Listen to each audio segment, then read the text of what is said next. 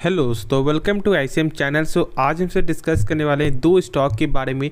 पहला आपका होने वाला है अल्काइल अमाइंस केमिकल लिमिटेड और दूसरा आपका होगा टाटा मोटर्स। तो इस वीडियो को जरूर से अंत तक देखना, लेकिन उससे पहले इस चैनल को जरूर से सब्सक्राइब कर सकते हो और इस वीडियो को जरूर से लाइक कर देना यदि आपको ये वीडियो पसंद आए। तो चलो फिर डिस्कस करते हैं पहले अल्काइल अमाइंस के बारे में। तो यहाँ पे आपको नाम से मालूम चल रहा है कि एक केमिकल सेक्टर का स्टॉक है, ठीक है। और इसका जो प्राइस जो लगभग आपको 6 मंथ में यदि आप चेक करोगे तो लगभग आपका 14% यहाँ पे गिरावट जो है हो चुका है। सबसे पहले बात देखो, कोई भी जो स्टॉक में जब गिरावट होता है तो आपको ये नहीं समझना है कि आपको वो स्टॉक यहाँ पे ख़राब हो गया या फिर आपका किसी स्टॉक में गेन हो रहा है तो फिर वो स्टॉक सही है। नहीं, आपको फंडामेंटल देखना ही है, या स्टॉक यहाँ पे लगातार बढ़ रहा है या फिर घट रहा है, ठीक है। क्योंकि यहाँ पे दोनों चीज़ आपको पॉसिबल हो सकता है कि शायद कुछ यहाँ पे एक आपका जो नेगेटिव न्यूज़ हो सकता है, ठीक है, और नहीं तो ऐसा भी हो सकता है कि शायद पीछे से कोई एक बड़ा यहाँ पे बाई आ रहा है जिसके कारण जो है स्टॉक में यहाँ पे गेन हो रहा है। तो सारा चीज़ यहाँ पे चेक करना चाहिए, लेकिन हमसे पहले फंडामेंटल देखेंगे। और ऐसे तो आप जानते हो कि केमिकल जो स्टॉक होता है ना, उस पर क्या है कि आपका अप्स एंड डाउन देखने को मिलता है, ठीक है। ऐसा नहीं होता कि यहाँ पे लगातार ही आपका एक जो ऊपर जाते रहेगा, नहीं, धीरे धीरे यहाँ पे अप्स एंड डाउन ये देखने को मिलेगा। तो जिस लोगों के पास पेशेंस है, आराम से होल्ड करके चलो, आपने कोई भी स्टॉक को बाई किया हुआ है, ठीक है, तो उसमें डर वाली आपको फीलिंग नहीं आती, बस पेशेंस आपको चाहिए। तो चलो फिर ज़्यादा हम सब जो आपको बकवास ना करते हुए देख लेते हैं कि इसका फंडामेंटल कैसा है। तो पहले आप देख लो कि कंपनी का मार्केट कैप। तो मार्केट कैप तो यहाँ पे कहीं भी आप देख सकते हो कि कैसा देखने को मिलता है, करेंट प्राइस क्या है, हाई लो क्या है, स्टॉक का पी क्या है। अब यहाँ पे आता है बुक वैल्यू, ठीक है। देखो, मैंने बहुत सारे वीडियो मैंने बताया हुआ कि बुक वैल्यू क्या होता है, आपका आरओसी क्या होता है, आरओई क्या होता है। लेकिन अब यहाँ पे मैंने क्या सोचा है कि एक जैसे कि मैंने यहाँ पे सोचा यही है कि सारे स्टॉक को हमसे यहाँ पे कवर करेंगे, ठीक है। जिसका भी आप लोग जानना चाहते हो उसका फंडामेंटल क्या है तो हम सब डिस्कस करेंगे। तो आप ज़रूर से कमेंट पे पता ना, हम सब उसके बारे में डिस्कस करेंगे और आपको बेहतर से बेहतर आपको जो रिजल्ट देंगे जिससे आपको हेल्प हो कि स्टॉक पिक करने में, ठीक है। क्योंकि देखो, बहुत से लोग यहाँ पे 3-4 स्टॉक को पिक कर लेते हैं, लेकिन उन्हें यहाँ पे ये समझ में नहीं आता कि वो स्टॉक सही है या फिर नहीं है। तो पहले हमसे जो आपको डिस्कस करते हैं बुक वैल्यू। देखो, बुक वैल्यू का मतलब यही है कि जैसे कि मान लो कंपनी डूब रही है या बर्बाद हो रही है, तो यहाँ पे एक शेयर के बदले कंपनी कितना रुपये आपको दे सकता है। जैसे कि मान लो आपने बाई किया हुआ है 2800 में, 2900 में, 1500 में, 2000 में, कोई फ़र्क नहीं पड़ता, यहाँ पे 210 रुपया ही आपको मिलेगा। तो क्या यहाँ पे आप जो ये समझ रहे हो कि ये कंपनी ख़राब है? नहीं, बिल्कुल नहीं, ऐसा बिल्कुल भी मत समझना। यहाँ पे क्या है कि केमिस्ट्री की तरह ही एक्सेप्शन है। अब तो नाम से मालूम चल रहा है आपको, अल्काइल है, अमाइंस है, तो यहाँ पे तो पूरा फुल जो आपका केमिस्ट्री वाला ही काम हो रहा है। तो यहाँ पे आपका केमिस्ट्री की तरह भी जो एक्सेप्शन भी आपका होता है। हाँ, एक ये टूल आपका क्या होता है, जैसे कि मान लो यदि किसी स्टॉक में एक आपका अच्छा देखने को मिलता है तो आप समझ जाना कि उसका फंडामेंटल जो है ना वो स्ट्रॉन्ग है, यानी कि उसमें कोई भी निगेटिव पॉइंट ज़्यादा अक्सर नहीं देखने को मिलता है। तो उस तरह से यहाँ पे ले सकते हो। अब बात आपको आता है यहाँ पे जो डिविडेंड का, तो ये भी आपको मालूम है। चलो, यहाँ पे आपका 40 आपको 0.40 तक यहाँ पे परसेंट तक आपको जो डिविडेंड मिल जाता है। अब आरओसी का मतलब क्या होता है? Return on capital employed. जैसे कि मान लो कंपनी जब अपने ऊपर 100 रुपया लगा रहा है तो वही 100 रुपया 1 साल बाद कितना रुपया बन जाता है, उसी को हमसे बोलते हैं आरओसी। और यहाँ पे 133 रुपया आपका बन जाता है 100 रुपया बदल कर। अब देखो, यहाँ पे जो है सेक्टर वाइज से आपको यहाँ पे क्या करना है, कंपैरिजन करना है। ऐसा नहीं कि यहाँ पे आप केमिकल स्टॉक को यहाँ पे जो केमिकल सेक्टर स्टॉक को पकड़ लिए, फिर आप एक आईटी सेक्टर के स्टॉक को पकड़ लिए, तो ऐसा यहाँ पे सही नंबर आपको देखने को नहीं मिलेगा। तो सेम सेक्टर के स्टॉक से यहाँ पे कंपैरिजन करना, तो एक सही वैल्यूएबल नंबर आपको देखने को मिलेगा। अब बात आपको आता है आरओई का, तो इसका मतलब आपको होता है रिटर्न ऑन इक्विटी, यानी कि इक्विटी के बदले कितना ज़्यादा रिटर्न है। तो यहाँ पे 25% है, तो यहाँ पे सही है। देखो, बेसिक आप कैसे पहचानोगे कि यहाँ पे आरओसी और आरओई सही है नहीं, तो कम से कम 12% से ऊपर होना चाहिए। देखो, मैं यहाँ पे कम से कम मैं बता रहा हूँ, ठीक है। बहुत सारे यदि आप यहाँ सर्च करोगे, आप जो सर्च करोगे तो यहाँ पे बताएगा किसी में 20%, किसी में बताएगा आपको 15%, लेकिन कम से कम 12% आप जरूर देखना, ठीक है।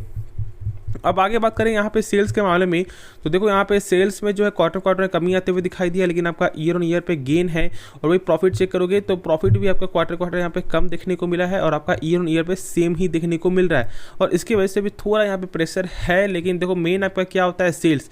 और जब आपका ईयर ऑन ईयर जब बढ़ रहा है तो फिर दिक्कत वाली बात नहीं है आपको। तो वही स्टॉक में प्रेशर आता है ज़्यादातर जिसका यहाँ पे सेल्स में कमी आती है। जैसे कि आप चेक कर लो, IX आपका हो गया।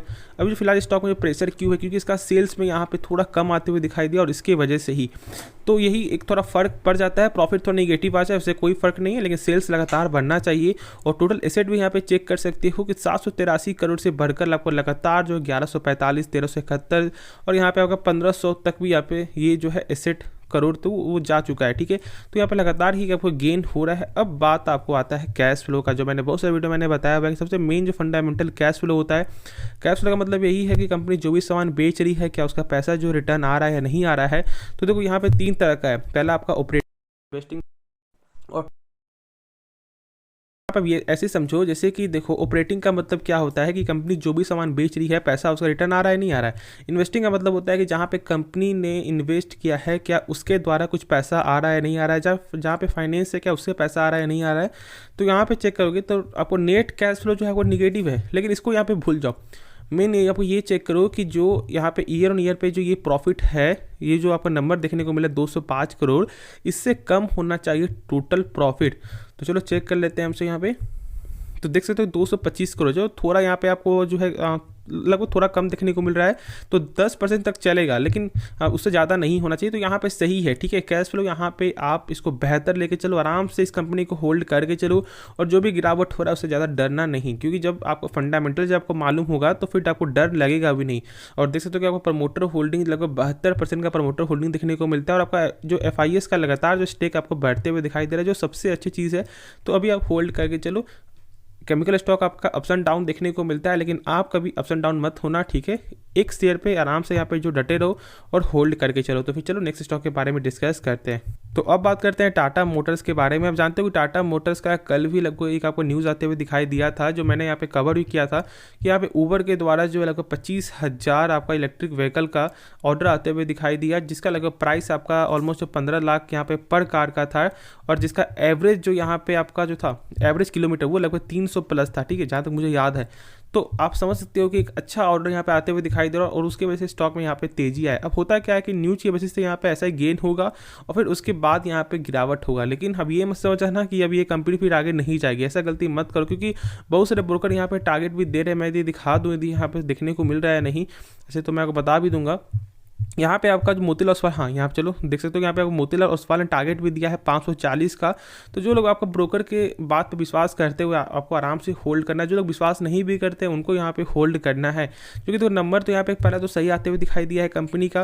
और सबसे मेन तो फंडामेंटल के वाइज से नंबर ही आपका होता है, तो नंबर पे फोकस करो। ऐसे तो लगभग बहुत पिछले क्वार्टर से लगातार ये कंपनी जानते हो निगेटिव ही आपको यहाँ पे प्रॉफिट दिखाती है और इसके वजह से लोग जो डरते भी हैं। लेकिन लोग यहाँ पे बाई इसलिए कर रहे हैं क्योंकि वो जान रहे हैं कि ईवी मार्केट यहाँ पे लॉन्ग टर्म में ग्रो करेगा और उसके रिगार्डिंग वो अभी से यहाँ पे बाई कर रहे हैं एक सही प्राइस में, जो लॉन्ग टर्म में उनका एक अच्छा खासा जो है पैसा बनाए। तो आपका भी यहाँ पे एक माइंडसेट सही है, लेकिन हमेशा यहाँ पे क्वार्टर का नंबर और आपका ईयर का नंबर यहाँ पे लगातार चेक करते रहना। ये नहीं कि बस आपका विजन लेकर लॉन्ग टर्म के लिए है तो बस आप उसी पे यहाँ पे आप फोकस कर रहे हो, नहीं, नंबर सबसे ज़्यादा महत्वपूर्ण है।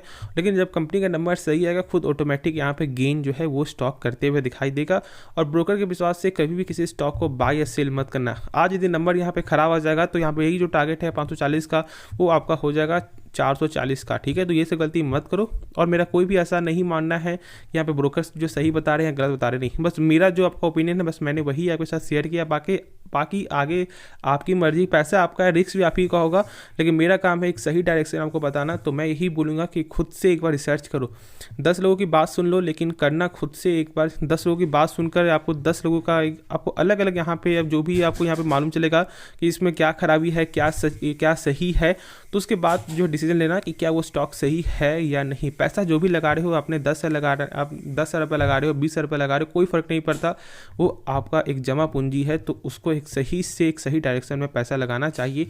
और देख लो यहाँ पे रिटर्न 5 रिटर्न में तो यहाँ पे मात्र 20% रिटर्न देखने को मिलेगा। और ये जो 20% अभी लगभग जो है 10 दिन पहले का ही है, बाकी आपको हमेशा माइनस में ही देखने को मिलता है। और इसकी वजह यही है कि नंबर सही नहीं है और इसका कुछ ग्रोथ जो है वो पहले देखने को नहीं मिल रहा था। और अभी लगातार जो ग्रोथ इसलिए हो रहा है क्योंकि मैंने बोला ईवी मार्केट का यहाँ पे जो है आपको एक जो यहाँ पे एक ऐसा चल रहा है ना कि ईवी मार्केट यहाँ पे लॉन्ग टर्म जो सस्टेन करेगी, ग्रो करेगी, उसके रिगार्डिंग ऐसा कुछ देखने को मिल रहा है।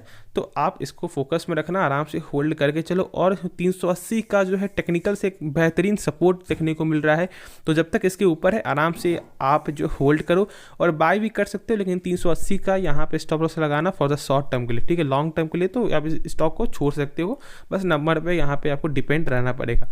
तो चलो इस वीडियो में बस इतना ही। यदि आपको ये वीडियो पसंद है जरूर से इस वीडियो को लाइक कर सकते हो और इस चैनल को जरूर से यार सब्सक्राइब कर देना। तो मिलते हैं नेक्स्ट वीडियो में, तो तब तक के लिए धन्यवाद।